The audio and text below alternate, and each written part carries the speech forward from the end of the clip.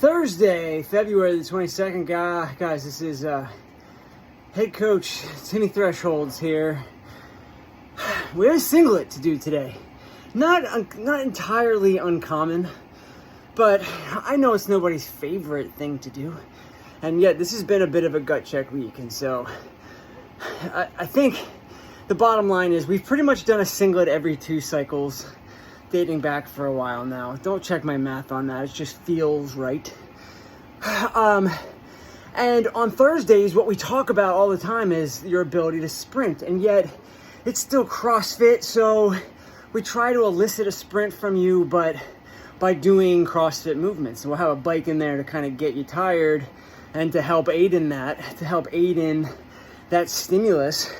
But we rarely just say, okay, bike and bike only, or row and row only, or run and run only, which, is coming down the pike when we start to get ready for our ringer run later in June. So we have a singlet to do today, and I think you're gonna like the stimulus, but also not like it. It's got that, it's very hot and cold, because you get 1 full minute of work and then you get 3 full minutes of rest for 10 rounds.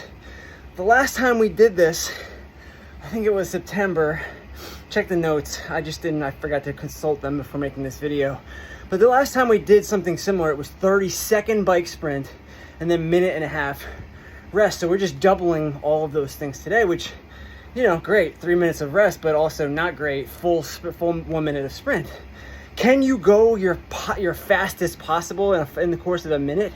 No, you can't. But you have to find within yourself, in multiple ways, what is that highest speed at which you can sustain that effort, not only across 10 rounds, but across an entire minute without falling off significantly from where you started. The metaphor I use for myself in this kind of WOD is, I call this a hockey. Really, think of any sport that you played that wasn't baseball or softball. Maybe you swam, maybe you played field hockey, basketball, football.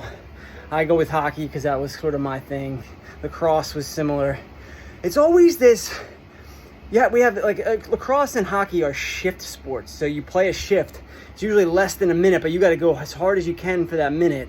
And then you might not get back onto the ice for a few minutes.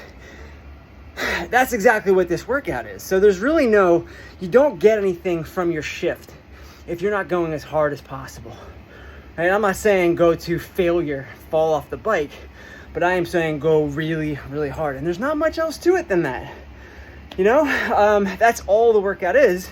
And then every time, every round, you're just writing down how many calories you got that round and hoping for the best. We're going to take your lowest calories on the whiteboard to sort of try to entice you to never let it fall below a certain point. But what happens is, even having said all that, you got to go as hard as you can, not just for the duration of your minute, but then also for all 10 rounds. There's going to come a minute. It was minute 7 for me, where I'm like, yeah, 3 minutes of rest is great, but I'm not recovered enough to go as hard as I have been. And where can you find that extra motivation? It's got to come from somewhere. We got to try. So, we'll be talking, leaving notes for the coaches. I'm not a rah-rah cheerleader coach, and I don't coach on Thursdays. But if I did, this would be one of the rare instances where for that full minute, I'm pacing back and forth right in front of you, trying to motivate you to go a little bit harder. This is that kind of WOD where you might need something extra. What is it that you can focus on that's going to let you get to squeeze that much juice, that much more extra juice out of what you've got today? A couple of things. A full 3 minutes of rest means that we can accommodate a lot of people today. But another thing that we can accommodate, most likely, is that you shouldn't be using a bike with the wrong seat height. So you should have time, even if you're sharing a bike with someone, to adjust the seat. We would offset the heats so that you have enough time to adjust the seat if you need to. How does that work? Your hip bone, I want you to feel your hip bone right now. The boniest part of your hip should align right to the top of the seat. All right, and then there's also seat depth, forward, backwards. You want to be at a depth where when the pedal is fully extended, your leg is not fully extended. You got a slight bend in your knee at the end of that extension when the pedal can't go any further down. So let's make the conditions perfect today for going as fast as possible.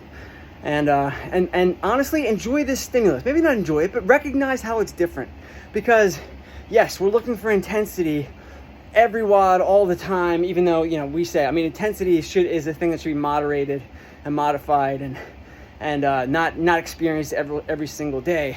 But even when we experience high intensity work, it's very rare that we are sprinting all out. It's just very rare. So we have to have a day like this from time to time.